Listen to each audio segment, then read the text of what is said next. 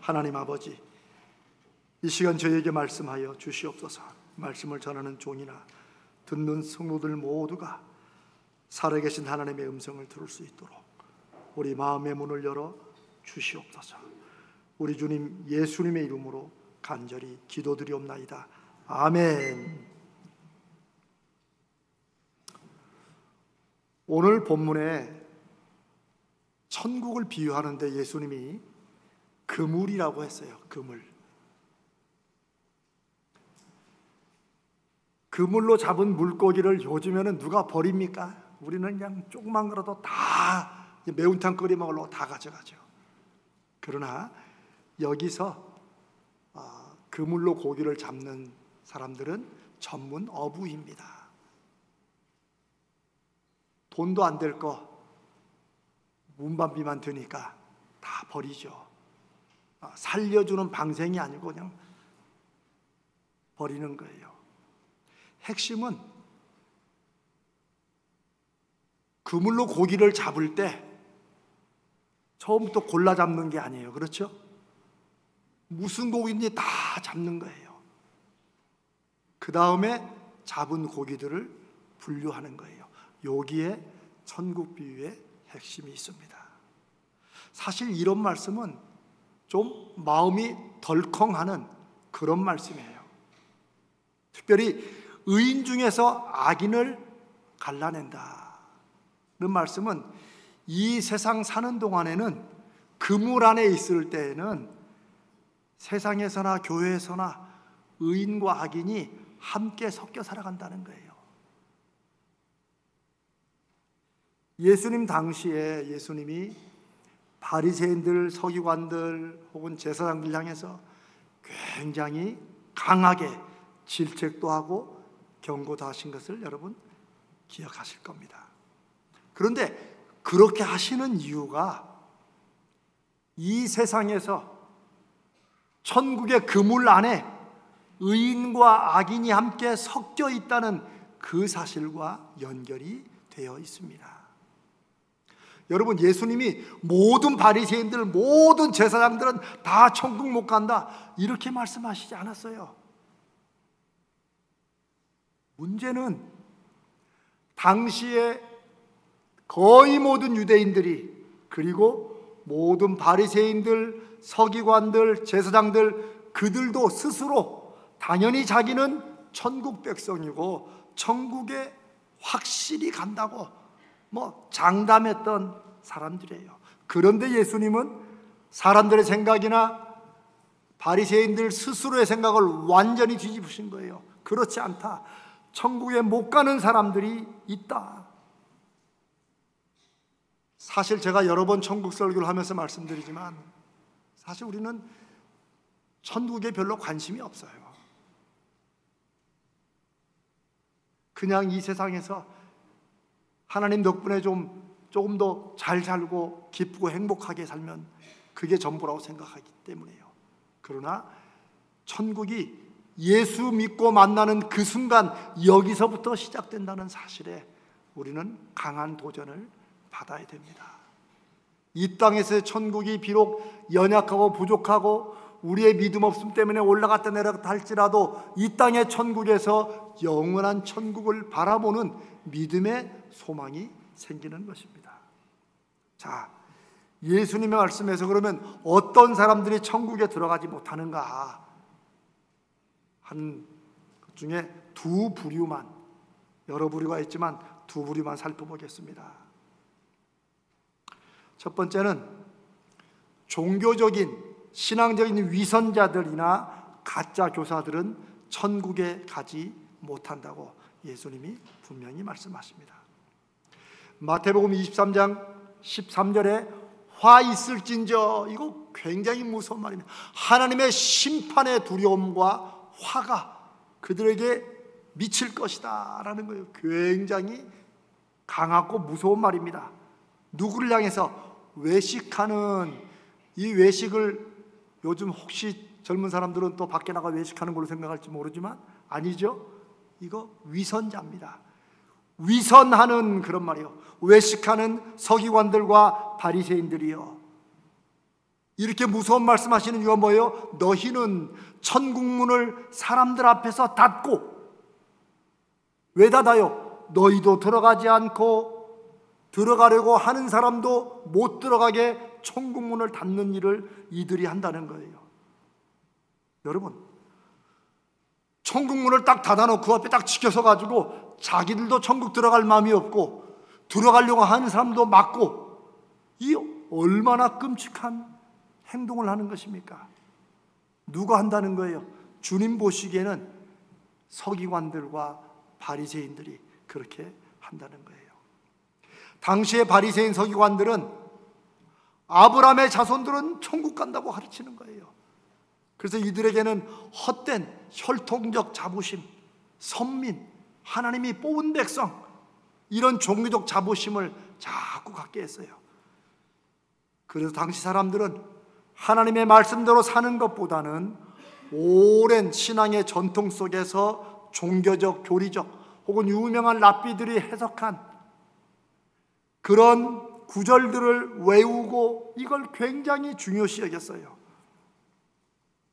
주님은 이걸 깨시려고, 그게 천국 가는 길이 아니고 그게 천국 백성 되는 길이 아니라고 이렇게 말씀하시고 저렇게 말씀하시고, 심지어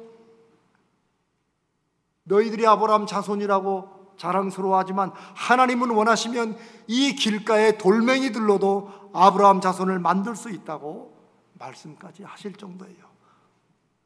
그러니 당시의 종교 지도자들이나 이런 사람들이 얼마나 예수님을 싫어하고 미워하고 2단 3단으로 몰았겠어요.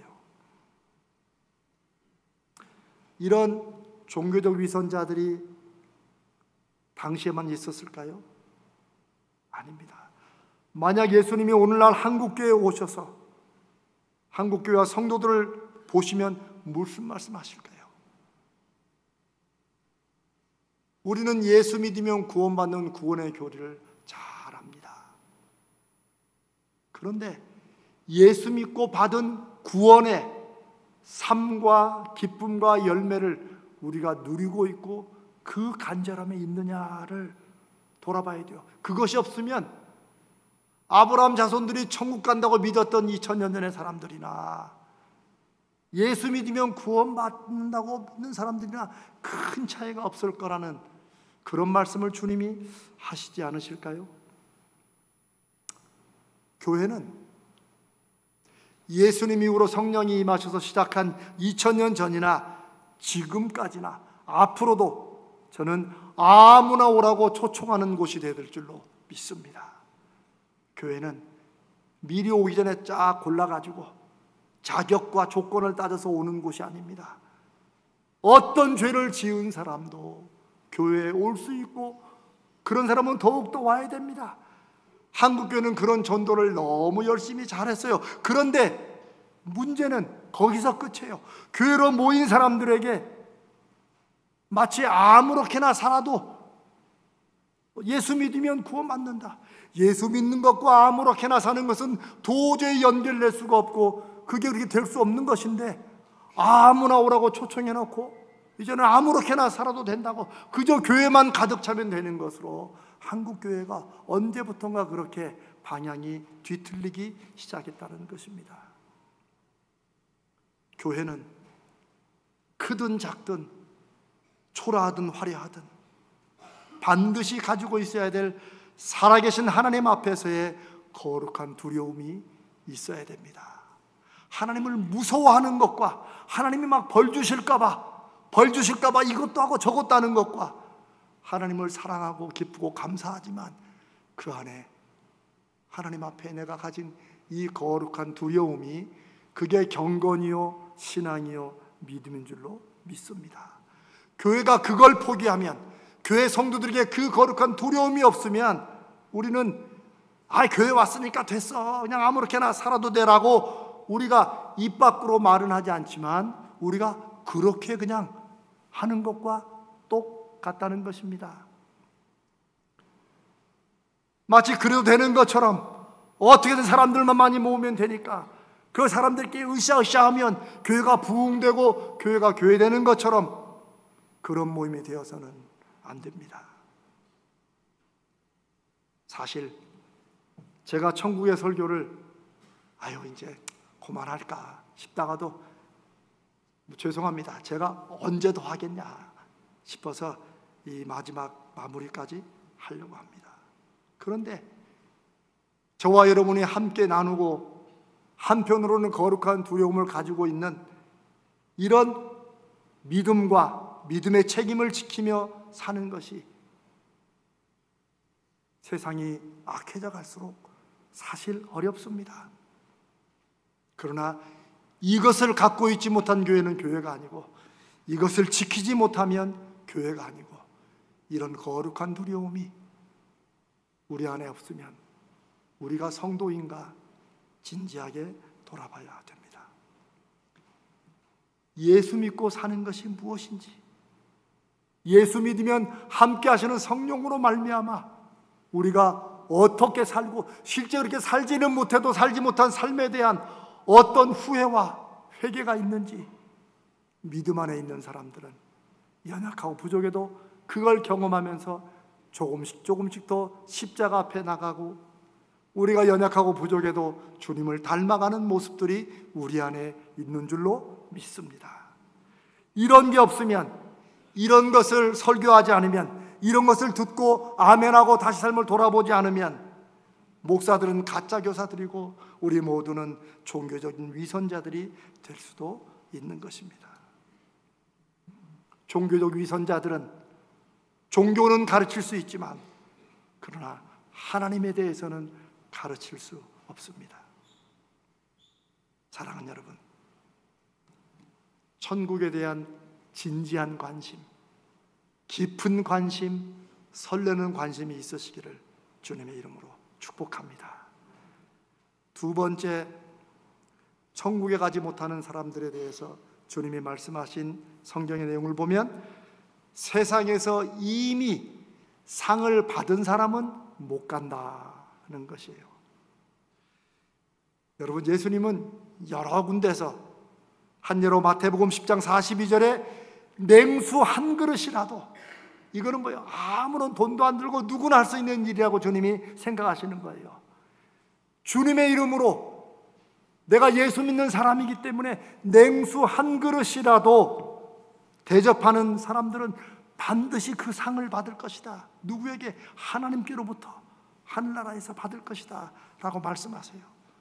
그런데요, 이 냉수 한 그릇 같은 아무것도 아닌 것을 대접해도 하나님이 그 귀한 행동을 귀하게 받아서 잊지 않으시고 상을 주신다고 그랬는데, 반면에 마태복음 6장부터 보면 하늘에 계신 아버지께 상을 받지 못하는 일들이 있어요.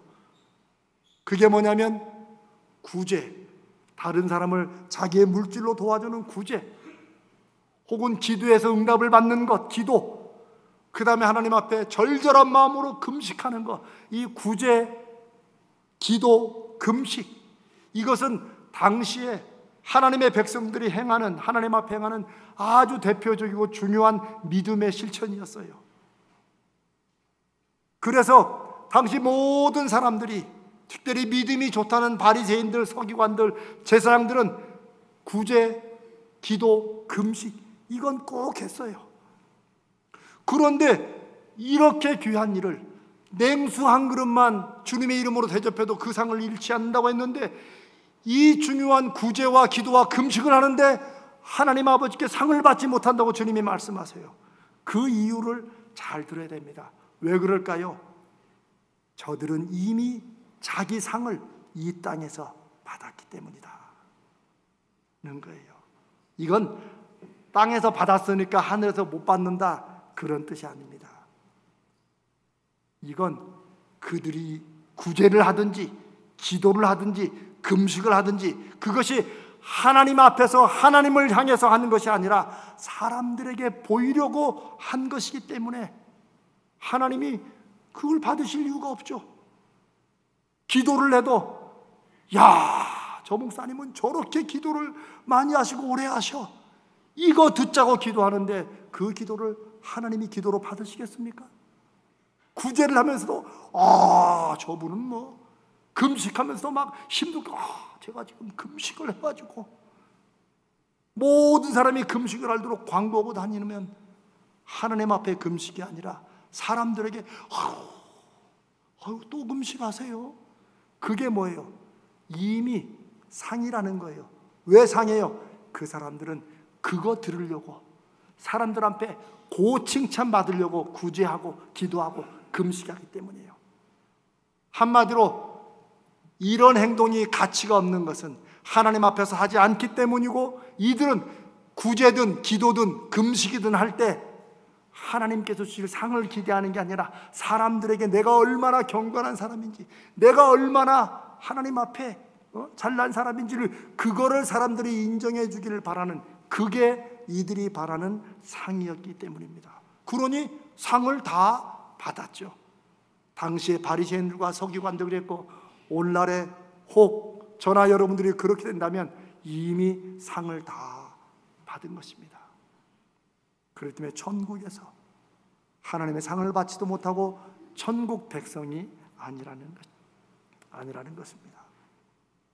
특별히 이 물질을 통해서 다른 사람을 구제하는 것과 관련해서 예수님이 깜짝 놀랄 비유를 말씀하시는데, 그게 누가복음 16장에 나오는 천국에 간 거지 나사로와 지옥에 간 부자 나사로의 비유입니다. 부자가 지옥 간 이유를 부자라서, 다른 사람보다 돈이 많아서 간 것이 아닙니다.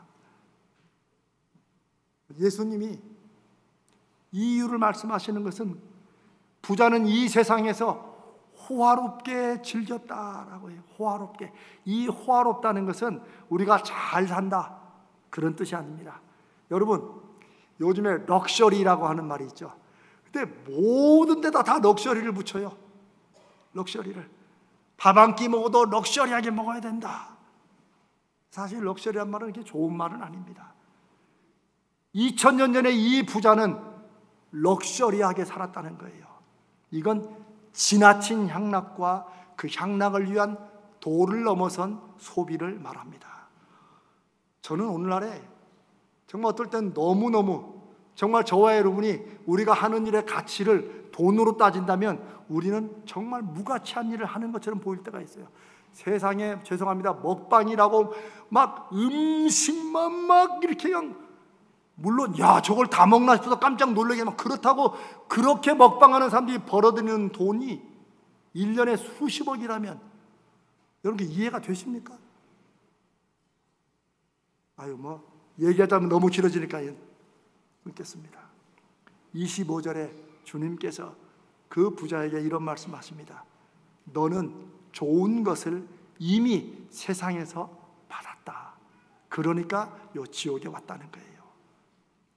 좋은 것을 이미 세상에서 받았다, 이것과 아까 구제했는데 이미 상을 받았기 때문에 천국에서 하나님과 상관이 없고 상을 주지 못한다는 말이 비슷하게 통하는 말이에요.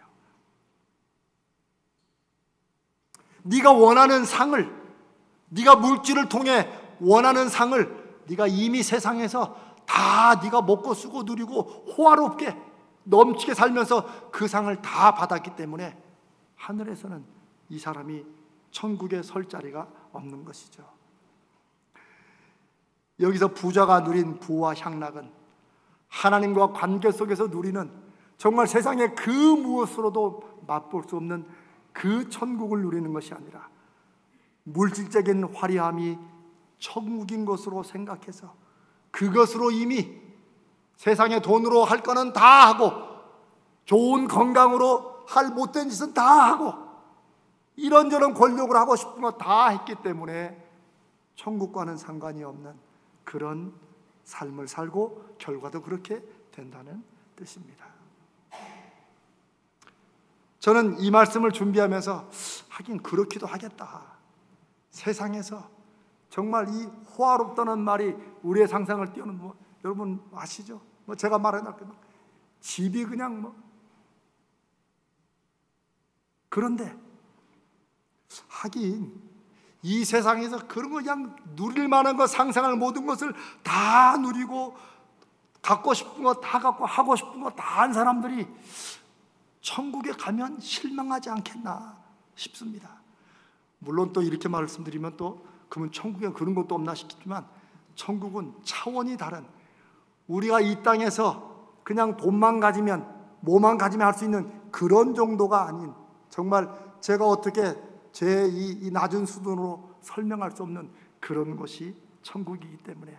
그러나 세상에 물질로 세워지는 천국을 다 맛본 사람들은 아마 그런 게 없는 천국은 실망하지 않을까, 이런 생각도 좀 듭니다.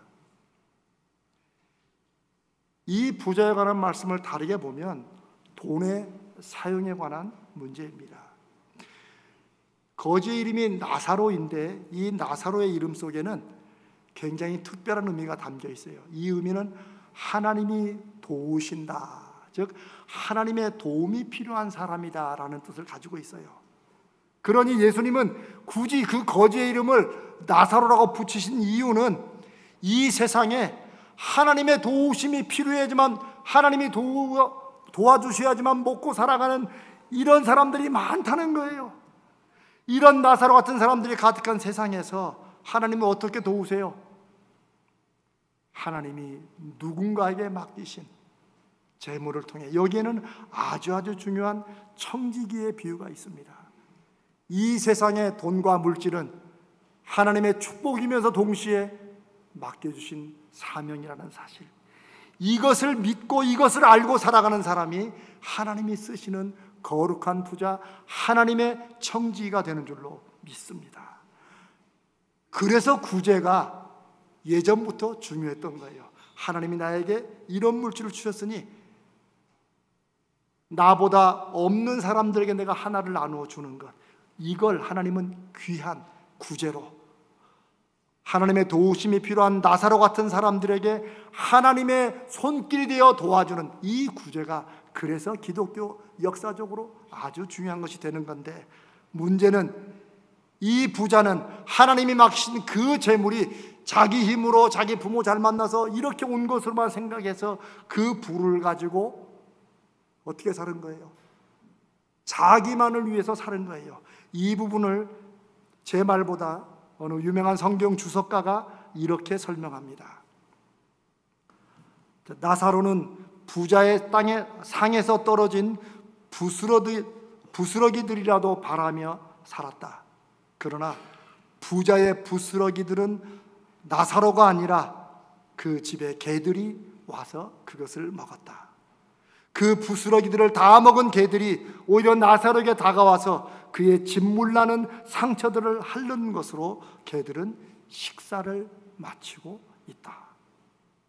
제가 이 해석을 보면서 여러분, 우리가 나사로 비유 보면 부자들 상에서 떨어지는 그거라도 이렇게 먹기를 바랬지만 개들이 와서 헌대를 핥았다 이렇게 쓱 넘어가지만, 이런 해석을 보고 제가 이야, 이게 너무나 생생하고 세상에 얼마나, 세상에 이런 일이 라고 생각하지만 사실 여러분, 요즘에 이런 일 얼마든지 있지 않습니까?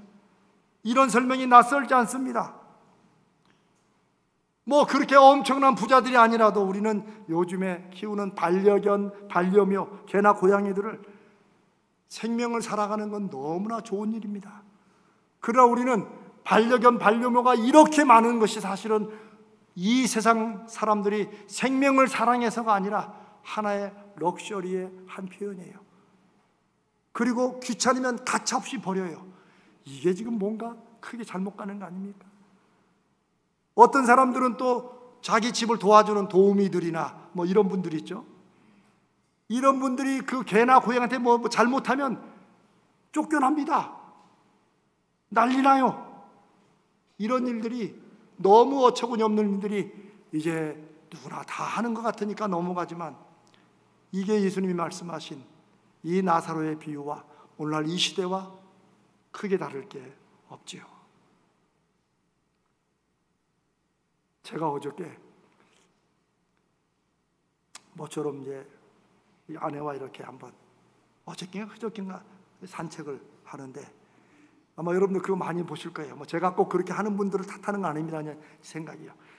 여러분 왜 유모차가 왜 가격이 천차만별이잖아요. 가격이 뭐 진짜 1,000만 원, 뭐 몇백만 원, 1,000만 원까지 가는 것도 있대요. 근데 딱 보면 참 이상하게 또 눈이 고급이라고 좋은 것도 좋아 보여요. 바퀴부터 틀려요.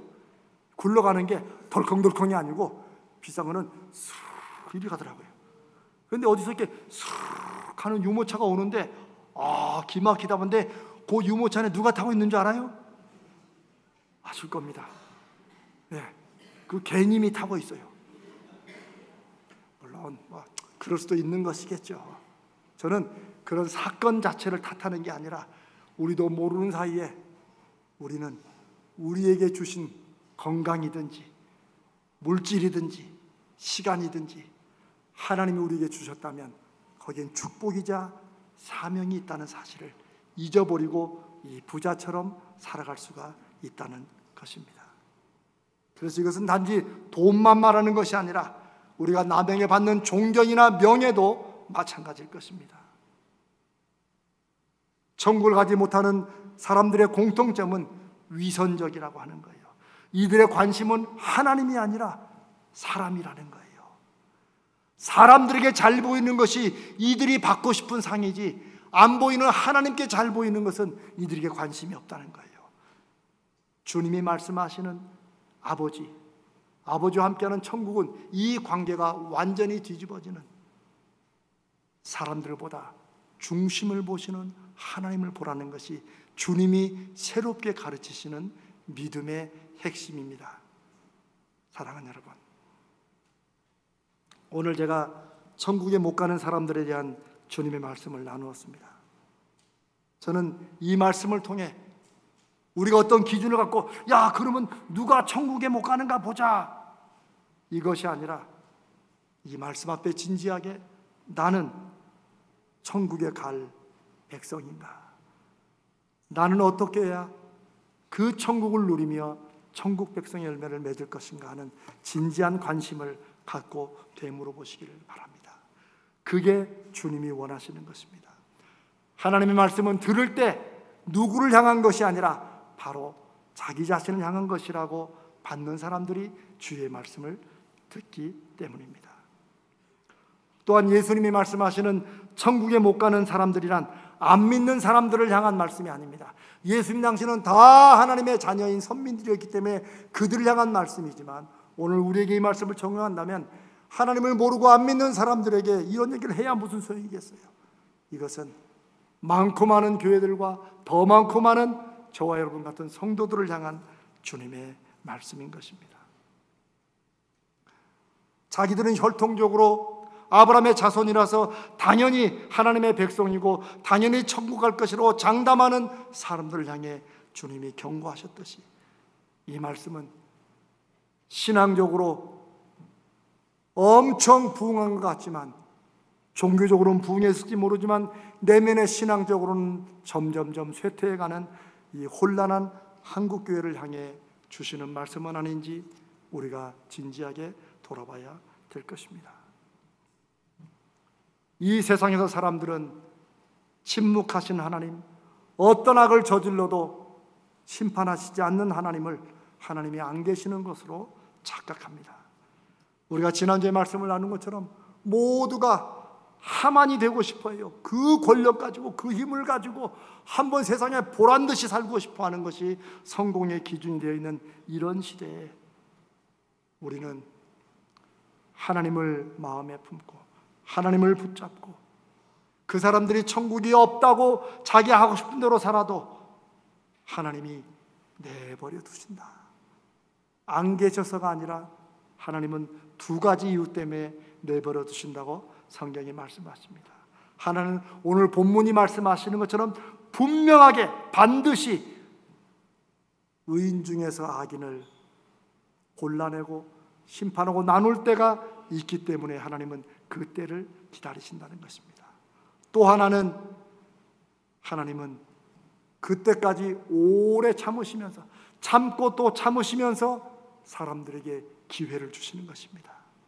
예수 믿는 저와 여러분에게 우리가 믿음으로 살고 있는지, 믿음의 열매를 맺고 있는지, 천국 백성의 기쁨을 누리고 있는지 그 기회를 하나님이 우리에게 여전히 주시는 것입니다.